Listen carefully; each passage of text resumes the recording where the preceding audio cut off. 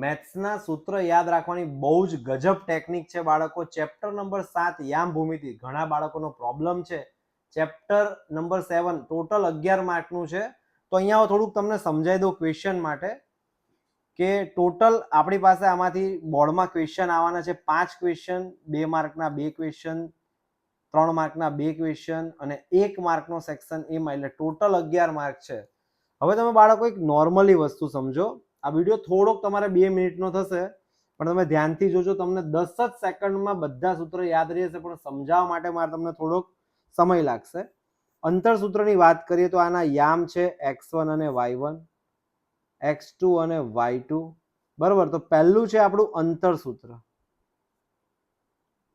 હવે તમે એક વસ્તુ વિચારો, કદાચ તમે આ ભૂલી ગયા, અંતર કોને કહેવાય?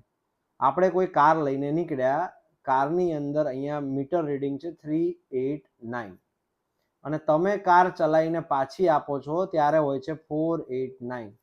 આને સમજી લો કે આ x1 છે, શરૂઆતનું ના અંતનું છે. તો તમે શું કરશો? પ્રેક્ટિકલી સમજો તો તમને મજા આવશે. x2 માઇનસ x1 કરશો. કેમ? 489 માંથી 389 માઇનસ થાય એટલે શું નીકળે? 100.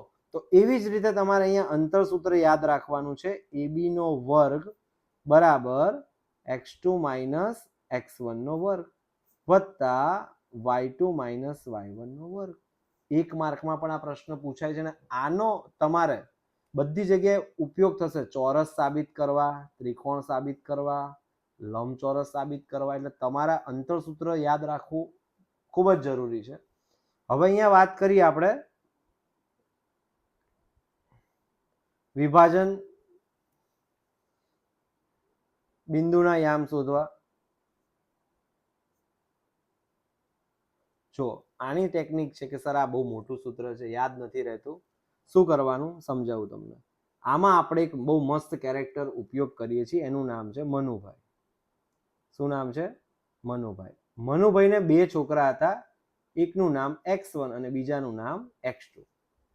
સમજી લો કે x1 એ મોટું બાળક છે અને x2 એ નાનું બાળક છે. જનરલી 2 બાળકો ઘરમાં હોય, એમાં મમ્મી પપ્પાને કોણ સૌથી પ્યારું હોય? x2. તમે આટલું ખાલી યાદ રાખજો, તમને બહુ સરસ રીતે હું યાદ રખાવડાવું. ચલો, અહીંયા છે x1, અહીંયા છે y1, અહીંયા છે x2, અહીંયા છે y2. p ઓફ xy વિભાજન બિંદુનું યામ શોધવું છે. બોલો, આટલું લખતા તો તમને આવડે.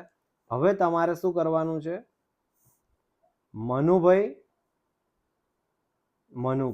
ઉપર નીચે સેમ જ લખવાનું છે. મનુભાઈ બંને જગ્યાએ તમારે પ્લસ પ્લસ કરી જ દેવાનું છે. ક્લિયર છે? હવે મેં તમને શું કીધું હતું? 2 બાળકો છે, એમાંથી સૌથી વધુ પ્રિય કયું છે? x2. તો અહીંયા લખો સર x2, અહીંયા લખો x1. એ જ રીતે અહીંયા લખો y2, અહીંયા લખો y1. તમારું સૂત્ર તૈયાર છે. એક્ઝામમાં ક્યારે પણ ભૂલ નહીં પડે તમને. હવે સેમ ટુ સેમ તમારું છે મધ્ય બિંદુ શોધવા માટેનું મધ્ય બિંદુના યામ. તો મધ્ય બિંદુના યામ પણ બહુ સેમ છે. x1 y1,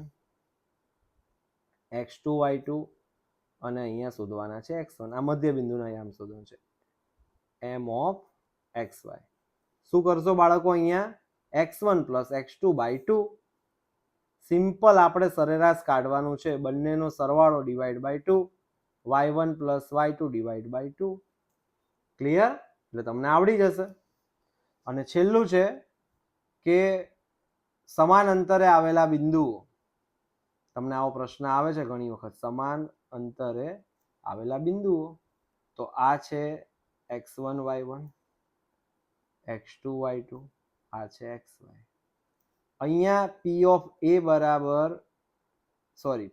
બરાબર pb અને બંને બાજુ વર્ક કરવાનો. એટલે અહીંયા ટોટલી આ બંનેમાં થશે અંતર સૂત્રનો ઉપયોગ. તો આ જે ફની વેથી મેં તમને શીખવાડ્યું, તો મેથ્સ તમને થોડુંક હળવું થઈ જશે. આ રીતે યાદ રાખીને દરેક સમની અંદર ખાલી તમારે કિંમત જ મૂકવાની છે, એટલે તમને દાખલા આવડી જશે. તો દરેક બાળકોએ આ સૂત્રો છે ખાસ તૈયાર કરી નાખવાના છે, નોટબુકમાં લખી નાખવાના છે અને પછી એના દાખલા તમે ગણો, તમને એકદમ સરળ લાગશે. બોલો, મનુભાઈ કેવા રહ્યા? મજા કરાવી દીધી ને મનુભાઈએ? All the best.